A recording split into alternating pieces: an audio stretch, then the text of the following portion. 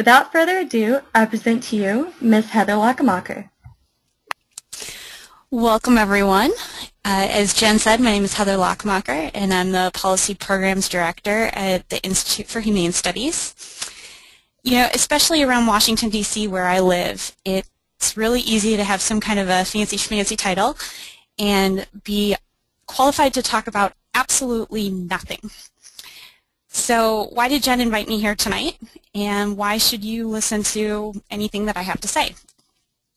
I'm going to give you two reasons before we get into the overall presentation. First of all, in getting to the point where I'm at in my career, I've done everything wrong, so to speak. I dropped out of the first college that I attended. I never did an internship. I wasn't involved in any campus groups, let alone any libertarian campus groups like Students for Liberty. I didn't even know any real live libertarians until I moved to Washington, D.C. And I majored in humanities. Not even philosophy, humanities. I was taking art and music classes. And yet somehow, despite all of that, I managed to convince the folks at IHS to hire me to run a public policy internship program. And the reason I'm telling you this is that regardless of where you're at in your academic career, regardless of whether or not you've been checking all of the right boxes, I want you to know that if you're passionate about advocating for liberty, you can do things to increase your effectiveness and hopefully eventually make a career out of it as well. Second reason for why I'm talking to you guys tonight is that over the past 2 years I've had the privilege of directing the Koch Summer Fellow Program. And through that program, a public policy internship program, I've had the privilege of working with 160 extremely talented students who have been doing things right. And so tonight I want to share with you about the things that they've been doing that have allowed them to be successful. So to get started, what are we actually going to talk about tonight? First of all, why should you do an internship? There's no point in talking about how to get one until you actually know why it is that you might want to have an internship. Then we'll be talking about how to make yourself stand out as an applicant and eventually as an intern. And finally, we'll consider what are the specific opportunities you should think about for this summer. I'm actually going to give you a sneak peek on the last one. If you remember nothing else from this webinar, I hope that you will remember liberty..com. Liberty Guide is a website that the Institute for Humane Studies, where I work, runs, and it is the most comprehensive list of free market and libertarian internships, scholarships, job opportunities, events. You should definitely set up an account. So if you remember nothing else, remember to go to Liberty Guide. So why do an internship? The first reason, I think, is that you love liberty. A lot of the organizations that we're going to be talking about tonight are dedicated to creating a freer, more peaceful, more prosperous society. But they're small organizations, and they have big aspirations. And for many of them, an intern can make a difference in terms of whether or not a project actually gets off the ground. For example, there was a student that I was working with 2 summers ago who he had been working at a state think tank focused on state-level policy, and he had been doing a great job throughout his internship. During the last week that he was there, one of the major newspapers in the state actually published a hit piece against his organization. And the other staff members, the 4 or 5 full-time staff members who worked at that organization, were all swamped with their other priorities. You know, the long-term pushes for particular types of legislation or policy research on things that had been enacted, grassroots education. They were busy. And so they asked him to take a first stab at writing a rebuttal to this hit piece. And he did such a great job at it that they actually published his rebuttal as the organization's rebuttal. So this was very much a situation where if he hadn't been around, either they wouldn't have been able to do a rebuttal at all, Or one of the full-time staff members would have had to drop a really important project that they thought was going to add value in order to take care of this PR issue. So having an intern actually made a difference to this organization. Secondly, I think internships are a great way to explore your career options. A lot of people have it in their head what their dream job is, but the reality is that a lot of times our dream jobs don't look like what we think they would look like. And so getting a chance to see the day-to-day is a really good opportunity. Again, another example of a student that I worked with a couple of summers back, she started off in an internship where she was doing policy analysis, and partway through the internship came to the conclusion that she was miserable. She hated what she was doing. She didn't like the work. And fortunately, the organization that she was at allowed her to kind of shift gears. And so they let her start working with their development team. And she discovered that she absolutely loved fundraising. So, at this point, she's now actually working on the development team at Reason Magazine, which I'm sure many of you have heard of. And that experience was what helped her figure out where she actually did want to be once she saw what the day-to-day work was like. Next, an internship is a great way to build your professional reputation. Particularly if you're thinking that you might want to work in the liberty movement in the long run, this is like an extended job interview. You get a chance to prove yourself to a potential employer, and even if the organization that you're interning with doesn't ultimately have a job opening for you, they can be great references for other places where you're applying. And finally, an internship is a great way of networking. You have an opportunity to meet a lot of different people, a lot of very interesting people, and most of them would be more than happy to go out to lunch with you, go out to coffee, and just talk about their career path and answer questions that you might have. It's a great way of finding out more about what sorts of opportunities are out there in general, finding out about specific opportunities, and meeting some people who can hopefully help you get a job eventually.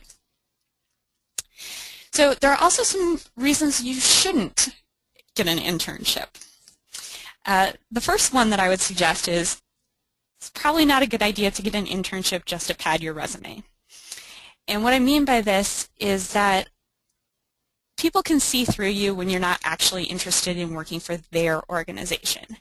If you're just getting an internship for the sake of getting an internship, that's very different than going after an internship because you're really passionate about the mission of the organization that you want to work for. So this is a good thing to keep in mind. Are you really interested in the work itself, or are you just looking for a line on your resume? Second, I would not get an internship if your goal is to make money. You are definitely, hour for hour, you're going to be better off going back and waiting tables at the local pizza joint than you would doing an internship. Many of them are unpaid. The ones that are paid usually don't pay a whole lot. And what you're actually getting out of it is the experience and the networking and getting to meet people who are going to help you in your career in the long run. It's not actually, in the short term, about the money. And then finally, I would say another reason not to intern is if what you're actually hoping to do is learn about libertarian philosophy. As someone who works in the liberty movement, I can tell you it's a whole lot of fun when my coworkers and I wind up in a debate about virtue ethics or putting cocaine in vending machines or any of the number of other things that libertarians like to talk about when they get off on tangents. But the reality is that there's a lot of work to be done in our organizations, and so those kinds of conversations are rare. Many internships do have an educational component to them, and so during those times, whether it be a reading discussion or maybe a lecture series, certainly there are opportunities to talk about economics and philosophy and things like that, but your day-to-day work is actually going to be work. It's not just hanging out and talking with cool people about philosophical issues. However, if that really is what you're hoping for, is to have a really in-depth learning experience very academic sort of learning experience, I'd encourage you to take a look at summer seminars. For example, the Institute for Humane Studies, where I work, does week-long summer seminars that cover a variety of topics related to economics, political science, philosophy, and we've got a whole range. So if you're a beginner or if you know a ton, we've probably got something for you. Similar thing, another great organization is FEE, the Foundation for Economic Education. They also offer a lot of summer seminars about libertarian political philosophy. They're a great resource to check out. And there are a lot of other organizations too that offer summer seminars. These aren't the only ones, but these are two of the ones who have quite a variety of possibilities available. So we've talked a little bit about why you might want an internship, why you might not, and now let's talk about how to stand out. And I'm actually going to start with the don'ts here. This is how to stand out in a bad way. First of all, ignore the instructions. Most organizations have directions about how to apply, where to send your resume, who to contact with questions, and they are clearly written out on their website. If you fail to follow these instructions, the first impression that you're making is that you're the sort of person who doesn't listen. And that's not the sort of person that most people are looking for when they're looking to hire for an internship. Second, demonstrate that you know nothing about the organization. It's a great example of this. I work for the Institute for Humane Studies. If you spend 90 seconds on our website, you can figure out that we work with college students and faculty members who are interested in the underpinnings of a free society. However, no joke, we have gotten cover letters in which people said that they wanted to intern with us because they like cats. That's a humane society, very different. Makes a horrible impression when you do that sort of a thing. Don't proofread. I have actually seen resumes and cover letters where the applicant misspelled their own name, which of course makes a terrible impression. So definitely check through your work, have somebody else check your work before you submit an application or submit a resume. Another way to stand out in a bad way is to be generic. It gets really tempting when you're applying to a lot of things to just sort of copy and paste from one cover letter to another. But the problem is that then it doesn't sound like you actually get the organization. It comes through very clearly to those of us who are evaluating a lot of applications that you didn't really write it for us. You just kind of wrote it. And in the worst case, I've seen people where they copied and pasted from one cover letter to another, and so we got this very nice cover letter explaining why they wanted to work at a completely different organization because they actually copied and pasted in the name of the other organization. So don't copy and paste on your cover letters. This is probably the one that is the biggest pet peeve for internship coordinators. Submitting a multi-page resume. Here's the thing. You guys are college students. You don't have a lot of work experience. We know that. But there's a temptation, because you don't have a lot of work experience, to try to fit in a whole bunch of information about other things that you've accomplished. And sometimes that winds up in 2, 3, God forbid, 4 or 5 pages of everything that the applicant has ever done, including the 5th place soccer trophy from rec league when they were 8. And that's just horrible to have to look through. So don't feel that you need to prove yourself in that way. Really keep your resume to 1 page. Like I said, internship coordinators know that you guys are college students. We know that you don't have a lot of work experience. And so keeping it to 1 page makes it clean and easy for us to see what you have done. The one possible exception to this is if you're doing a CV for an academic position. That's obviously very different, and we could spend time talking about that if that's something that is, we can cover that in the Q&A if that's something of interest. But as a general rule, keep your resume to 1 page. Another way to stand out in a bad way, ask dumb questions. I had a 6th grade social studies teacher who was fond of saying that there is such a thing as a dumb question.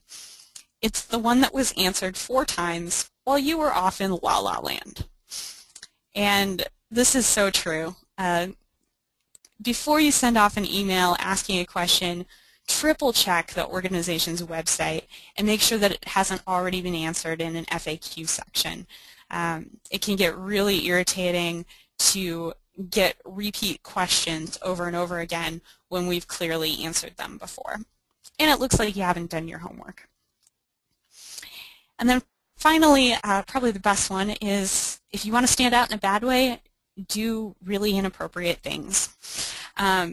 So for example, I have a coworker who had been doing a phone interview with an applicant, and at the end of the conversation, the guy actually asked her out on a date. Totally inappropriate. Don't do that.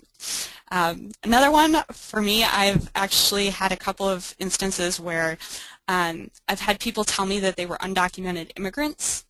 I've had people tell me that they were medical marijuana distributors.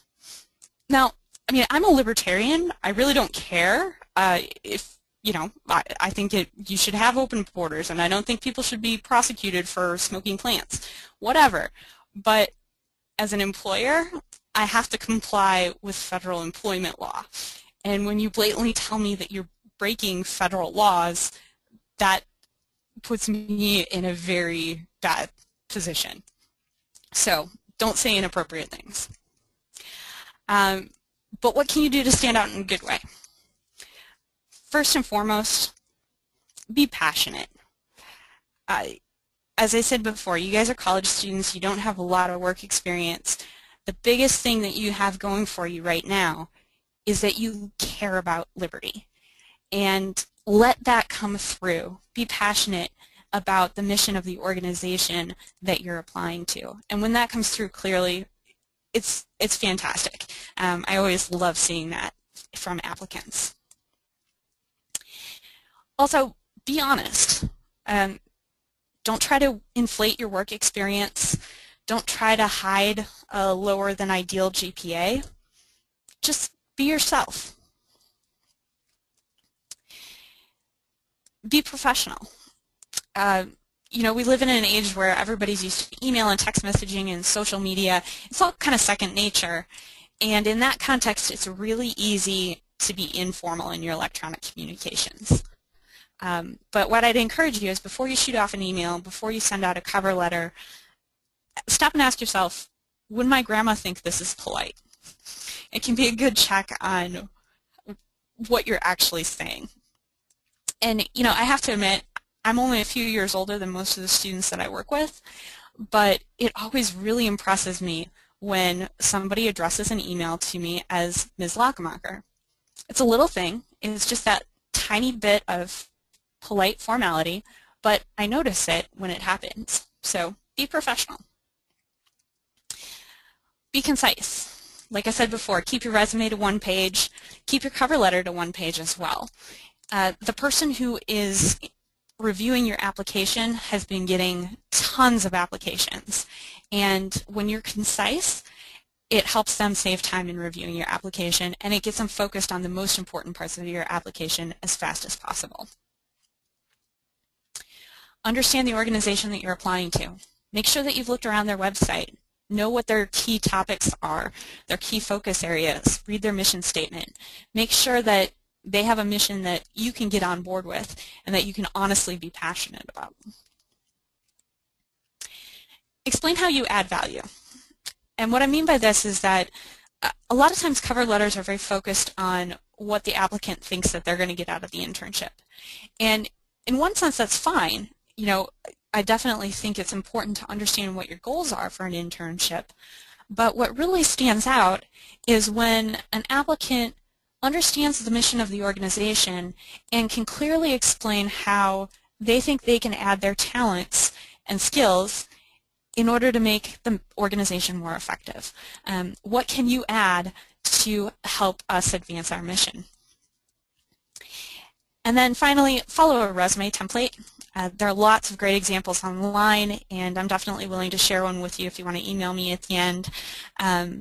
But the big thing about a resume template is that they help to focus, or they help to organize information in a kind of standardized way, and they make it easier for the person reviewing it to quickly see the most pertinent information. There are lots of good ones online. Like I said, pick one, follow one.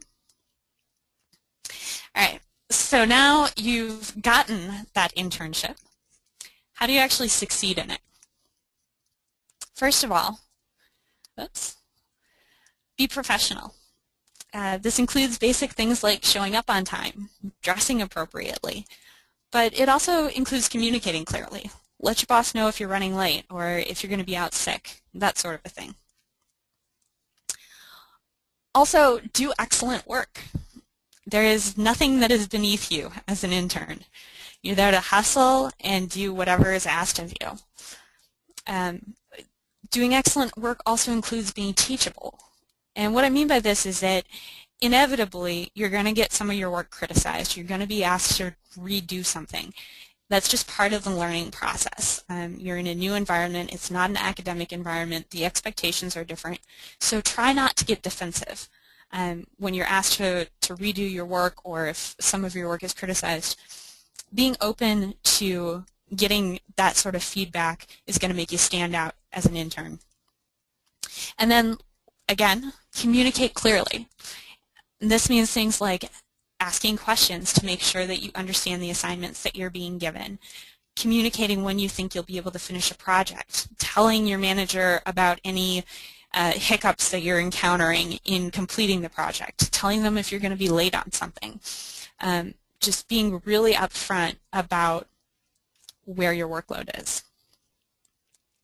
And then finally, this one is actually going to seem a little counterintuitive. Socialize. Eat lunch with your coworkers. Go to happy hour if you're invited. You'll learn a lot about the organization and the liberty movement as a whole from listening to people who have more experience than you do. And another subset of this, especially if you're in the DC area, is go to events. Is there a lecture going on? Is there a book discussion going on? These are great opportunities to meet people and to continue building your professional network. There are two great organizations for this that I want to highlight. One is called America's Future Foundation, or AF for short, and the other is Liberty on the Rocks. And both of these are groups that have chapters, and so different cities have different chapters, and they hold various types of events. AF often has speakers or debates. Liberty on the Rocks is, well, Liberty on the Rocks. They do a lot of happy hours. But those are great opportunities to meet people and get involved wherever you are.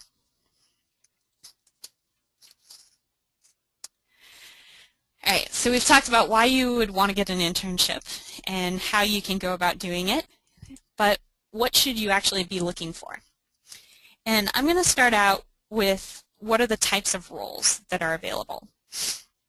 When people are interested in public policy, they tend to think first and foremost of becoming involved politically through campaigns and working in legislative offices. Then there's also the piece of actual policy research. This is often occurring at think tanks or other types of advocacy organizations. There's also journalism. One of the great things about being a libertarian journalist is that people who are highly skeptical of the government's ability to do things well and do them without corruption have a tendency to find inefficiency and corruption in places that other people haven't thought to look yet. So being an investigative journalist is actually a great area for people who are inclined toward liberty. The next two kind of go together. New media is becoming a huge thing within the liberty movement, and this can include everything from like websites, graphic design, social media, and then it also can include more broadly marketing and communications. One of the things that we're realizing as a group is that you can have the greatest ideas in the world, but if you can't talk about them to other people, then what's the point? You can't create social change unless you can connect with people. And so a lot of organizations are starting to spend a lot more time focusing on how do we message our ideas so that they get traction within the general public. Then this one is a little bit more behind the scenes, but program administration. And this is actually what I do. And there are several organizations like the Institute for Humane Studies or some other groups that are predominantly focused on education where this is the bulk of what we do. We put together events and seminars and set up internships, and a lot of what we're doing is creating the opportunities for other people to learn and to develop professionally. So it's a lot of fun. I love being part of this aspect of public policy. And finally, last but not least, is back office support. And this is especially for those of you who are not econ majors, or not poli-sci majors. If you're getting a degree in, say, finance or accounting, we need you. There are lots of roles within an organization where we need very specialized skills. We need people who can do marketing, like we talked about earlier, but we also need people who can do IT, who can do finances, who can do development, who can just keep the office running, make sure that there's paper for the copiers. And so if you're somebody who's inclined toward events or administration or have one of these more specialized skills, there are places for you to work within the Liberty movement. So now that you're thinking about opportunities, what types of roles you might be interested in, where do you actually go to look? Like I said at the beginning, if you remember nothing else from this talk, I want you to remember Liberty Guide. If you go and sign up for an account at Liberty Guide, you mark out what sorts of opportunities you're interested in, and every time a new opportunity that fits your criteria is posted, you'll get an email about it. So we've got lots of information about jobs, internships, but we also have scholarships, upcoming events. We've got career guides about creating a policy career for yourself. What does that actually look like? What are the steps that are involved? Career guides on journalism, entering academia. We have a blog that has career advice in it. We link up to a lot of different great resources that are just good advice for people who are early on in their career. And we also have several upcoming webinars specifically related to grad school. You know, how do you decide whether or not you should go to grad school? How do you apply for it if you decide that you are going to go? And also a series on what are some of the different types of jobs in the Liberty movement. So I would strongly encourage you guys, go to Liberty Guide.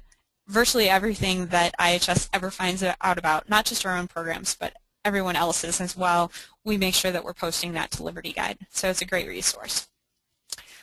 Where else can you be going to look for opportunities? There are several different job banks that I can also point you toward. First of all is the Heritage Foundation's job bank.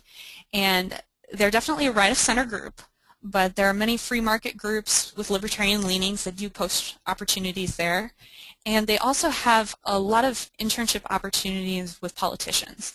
So if you're interested in the kind of the legislative side of things, if you're interested in being a legislative aide or something like that, definitely check out their website for options. There's also conservativejobs.com.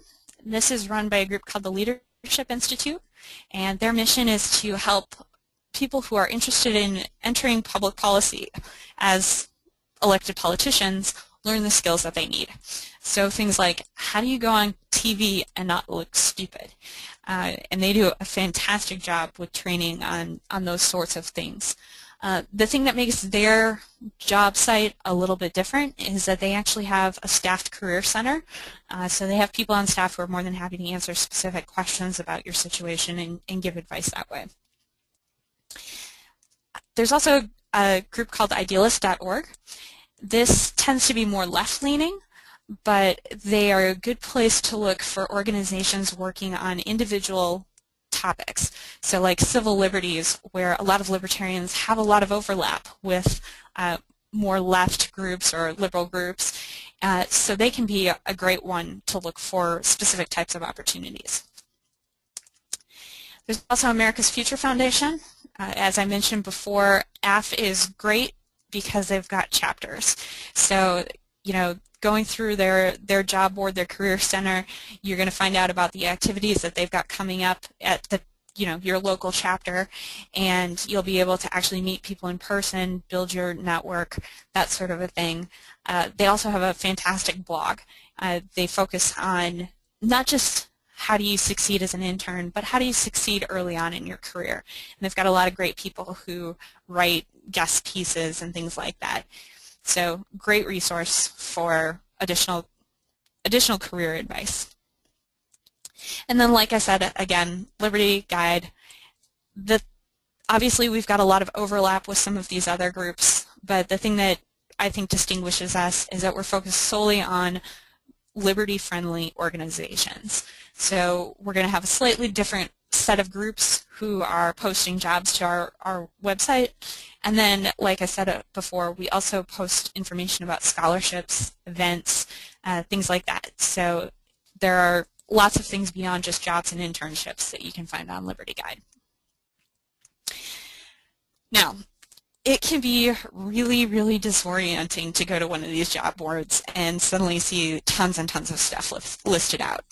So I want to highlight 3 specific opportunities that will kind of help you narrow things down a little bit if you're feeling kind of overwhelmed. The first one is a group called the State Policy Network. They're a group that works with state think tanks who are focused on free market solutions to state-level policy issues. There is actually a free market think tank in every single state in the United States, and they're all affiliated, like I said, through State Policy Network.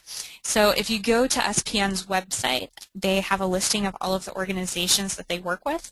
You can get contact information. So if you're interested in interning in your home state or maybe interning at an organization near where you're going to college, they're a great resource for finding free market groups.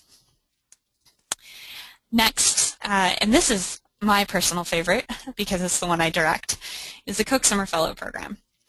And the Koch Summer Fellow Program is run by the Institute for Humane Studies, and here are the basics, and obviously I can go into a lot more detail in the Q&A session. It's a paid internship program which pairs you with opportunities throughout the entire country. So we work with State Policy Network, and one of the advantages that we have there is many of the state groups aren't able to pay internships. They only have unpaid internships, and so through the Koch Summer Fellow Program we actually provide a stipend for the summer. So it's an opportunity to work with a group and get paid for it. And then we also, as part of the program, have an educational component. We have a great opening week where we're spending time in lectures and discussion groups talking about economics, political science, philosophy, law. It's a really interesting week. And we also do professional development. So we'll help you with your resumes, help you with your cover letters, do mock job interviews, things like that to help you build those kind of soft skills that you need to be able to get your first job and hopefully succeed in it as well. Oh, and the other thing I want to tell you guys right now is that the deadline for KSFP is coming up. It's next week, January 31st. So if this is something that you're interested in, definitely go to our website and make sure that you get an application in before next week. The other opportunity that I want to highlight is called the Koch Internship Program. It's run by the Charles Koch Institute, which is actually a totally different organization than IHS. They work specifically with organizations in the DC area, so they don't have any state components. And the other thing is that they do internships throughout the entire year. So the Koch Summer Fellow Program is only during the summer, but the Koch Internship Program does have fall and spring internships in DC available. So if you're at Georgetown or American University or one of the other local DC or universities, definitely check them out as a possibility for an internship. They also have an educational component as part of their as part of their program, and it's focused on what they call market-based management. So it's what are the principles that help you be as effective as possible as a nonprofit. The reason I'm highlighting these couple of organizations is that, or programs really, is that this is a great way to do one application and get access to a lot of different opportunities. So both with the Koch Summer Fellow Program and the Koch Internship Program, you apply once to either IHS or to the Charles Koch Institute, and then we help pair you up with a lot of other opportunities that are out there. So it saves you a little bit of legwork. So to conclude, we've talked about why you should do an internship. We've talked about how to make yourself stand out as an applicant and eventually as an intern. We've also talked about what opportunities you should consider for this summer. And so with that, I will actually open it up for questions. All right. Thank you very much, Heather, for giving that presentation. And thank you everyone who's joined. We will begin the question and answer session now. So if you do have a question for Heather about any opportunities that she's mentioned or any other possible questions you can think of, now is the time to submit them. We do have a few in the queue already, so I'll go ahead and start with the first.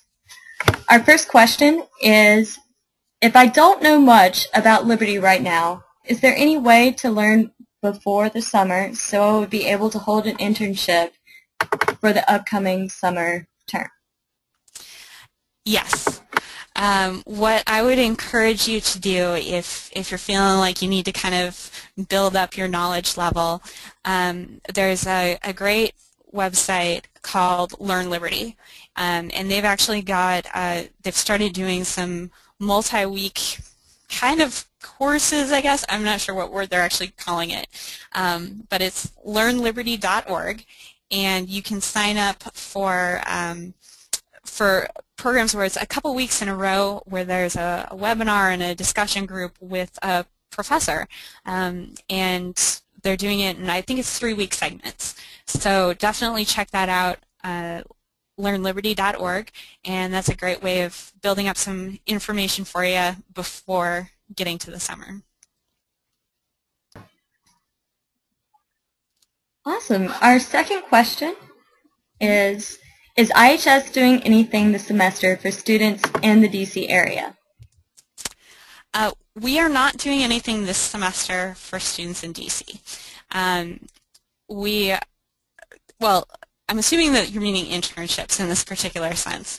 If you're interested in an internship, oh goodness, I was going to say you could check with the Koch Internship Program because of the fact that they do have a spring program, but I think their deadline for the spring is already passed. So what would probably be your best option if you're in the DC area is start looking around at what some of the organizations are. You can use like the Koch Summer Fellow Program. If you go to our website, we've got what we call the host search, and it's a listing of all of the organizations that we work with. So you can sort it by who's in the DC area and get some ideas from there. And then what I would recommend is contact those organizations directly. If you identify a few organizations that you're interested in working with, there are some groups where they're much more flexible. It can be shorter periods of time or different sorts of start dates depending on what your academic schedule is.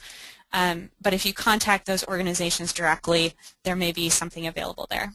Oh, and I'm blanking out here. IHS is still accepting internship applications for working specifically at IHS for the spring. We still have a few openings available there.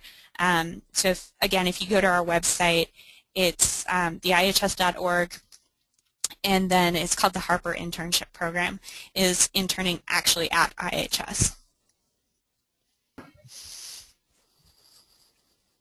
Great. Our third question is, if I apply to the Koch Summer Fellowship, can I apply a second time to the think tanks I choose in my KSFP application? Yes. And actually it's kind of funny. If you apply to, and this is particularly true if you're interested in interning with a state think tank. We do some behind-the-scenes matching up of information.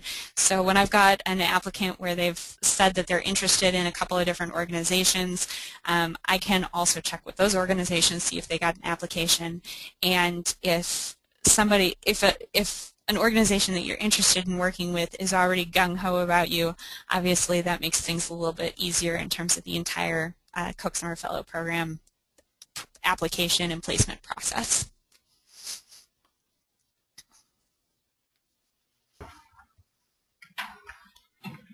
Okay. Our fourth question is, I interned at a state government agency. Might that hurt my chances, even if I utilized administrative skills that are useful anywhere?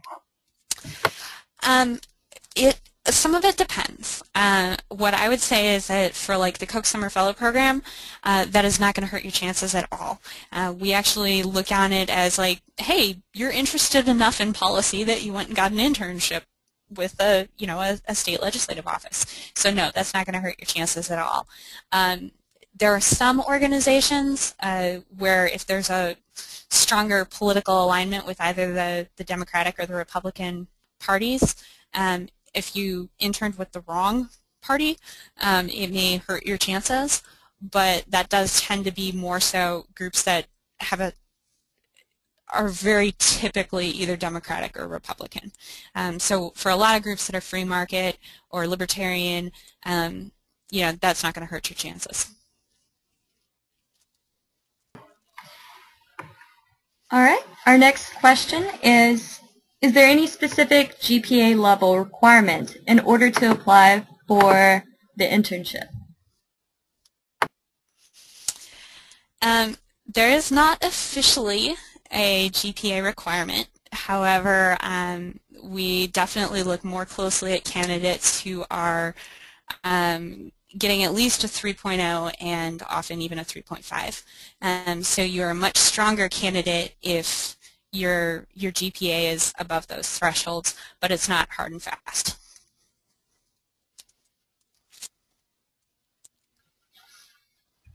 All right. The next one deals with internationals. Are international students from American universities that are not in the U.S. accepted?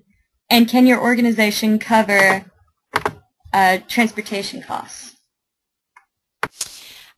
So I'll answer a couple of different things with this. International students are welcome to apply for KSFP. We have a special designation with the State Department and are allowed to issue a limited number of work visas each year for students to participate in KSFP. So this year we've got at least 5. We're hoping that we'll be able to actually go up to maybe as many as 10. But we're waiting on the State Department to get back to us about that. If you're an international student and you're accepted to the program, we will help you with your visa, we will help you with your visa costs, and we'll also help you with your transportation costs, because we know that those are very high and can be prohibitive to your actually being able to participate in the program. And I'll also add, for U.S. students, we do provide a limited number of travel scholarships. So when you're doing your application, you can request a travel scholarship if that's something that would, that you have some need for. And the other thing that I would say is that students who are interested in interning at state think tanks, there's some back and forth over the summer in terms of getting to your internship and then back to DC at the beginning and end of the summer. And we help with all of those additional costs. So if you decide to intern at a state think tank, you're not going to be expected to pay the extra costs associated with getting to your think tank, because those are not costs that students in the DC area would have to incur. Okay. Our next question is, if you have a reference letter from your professor or advisor, should you attach it to your resume, and would that make a difference in your application? There is a space in your application where you can list references in terms of faculty members or whoever that we could contact. We don't specifically have a place for you to include a letter of recommendation. If the faculty member that would be writing this letter of recommendation knows staff members at IHS, though, it doesn't hurt for them to send an email and let us know that they think you'd be a good candidate.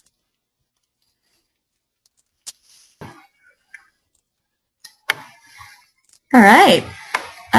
We have a student asking if there are any specific suggestions for Canadians. So, like, specific to applying to KSFP or specific to, like, getting involved in the liberty movement in general in Canada? They point out that Any there's the idea, Fraser. Jen? Yeah, Otherwise yeah. I can take it both directions. Yeah. They point out that they know of the Fraser Institute, but they're asking if you know of any others that are friendly to liberty in Canada, or any American ones that would be happy to take a Canadian. Okay, so the Fraser Institute is a great one. There's also the Montreal Economic Institute, I think is the name of it. There's also a group called the Institute for Liberal Studies, and they're great. I've actually heard one of the guys there describe themselves as the IHS of Canada, which is kind of funny, but in any case, they do a lot of student programming and are holding events on campus and things like that. So they're a great organization to get involved with, and they are always more than happy to have students contact them and get involved. So definitely check out the Institute for Liberal Studies. As for internships in the United States, it's just a matter of making sure that the visas are appropriate. So there are lots of organizations that will consider international students if they have the appropriate visa.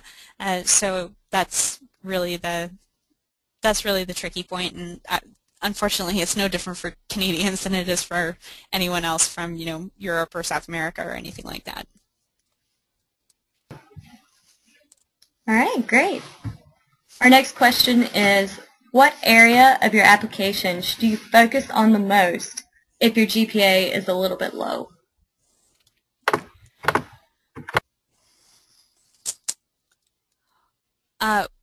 If your GPA is a little low, well, first of all, if there's a very specific reason for why your GPA is low, we do have a section where you can just add additional comments. So, if you had a semester where, there was some sort of a family emergency and you missed a whole bunch of school and so you got D's in all your classes, you can let us know that in this additional section.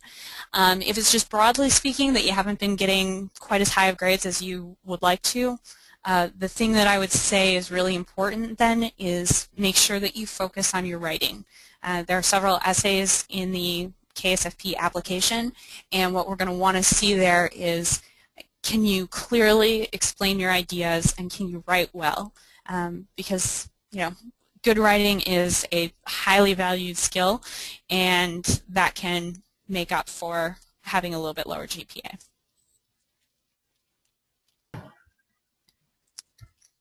All right, and we have a couple more questions, but I just want to make sure that everyone who wants to ask a question gets a chance to. So if you do have questions but you haven't asked, please submit those in the next few minutes. Our next question is there any, let's see, is the IHS doing anything this semester for students in the DC area besides the internship? Okay, so other activities that are going on, is what I'm hearing from that. We don't have any in-person events that are going on during the spring. There are some online things. Like I mentioned earlier, we've got a webinar series about grad school coming up. We've got a webinar series about jobs within the Liberty movement that's coming up. We also have a lecture series that's more so intellectual. We're bringing in some different professors to talk about various topics. And like I had mentioned as well, Learn Liberty is also a great resource for that, and they've got scheduling throughout this spring. So nothing in person, but there are a lot of online opportunities. All right, great. And it looks like our last question is it likely to be accepted to an internship if you have a good application, and what is the admission rate generally for internships through IHS? Okay, so for KSFP, the overall acceptance rate is about 5%, which in one respect sounds really scary, but if you're already involved with Students for Liberty, that means that there are a lot of things going for you that we're looking for. So you probably have an understanding of some classical liberal ideas. Even if it's not a ton, you've got some understanding there. You've been involved with Students for Liberty. Maybe you're a officer in your club. That's something that we're looking at. Are you involved with political organizations on campus? And then the other big thing I would say is that we're looking for people who have some kind of an idea of how this internship relates to their career. So, if you've got a pretty good idea of, hey, I want to go into academia, or I want to go into journalism, or I want to work for a think tank, and you explain that in your application, that goes a long way because that's part of what we're looking for in the application. So it's highly selective, but at the same time, I don't want you guys to be scared about that, because just the fact that you're sitting here listening to this webinar means that you're in all likelihood probably doing any number of other things that we're specifically looking for. So your chances are going to be better than the overall 5%. All right, wonderful. Once again, thank you so much, Heather, and everyone who tuned in with us this evening. I hope everyone is able to continue coming back to our webinars throughout the semester to learn more. Our next webinar will be hosted by Nick Roskams, the webinar director of European Students for Liberty, with a presentation called Commerce and the Commons: How Enterprise Will Survive and Thrive, the Death of Intellectual Property, with Jeffrey Tucker from Laissez-Faire Books. On a final note, shortly you will receive a follow-up email where you will find more detailed information about Students for Liberty and our next webinar. You'll also receive a survey to evaluate the webinar. Please take a couple of minutes to fill it out. Filling out surveys like this, getting that type of data, helps us improve our programs and makes these webinars more interesting for everyone. And with that, I think we're officially wrapped up. Thank you again, everyone, for joining, and have a wonderful night.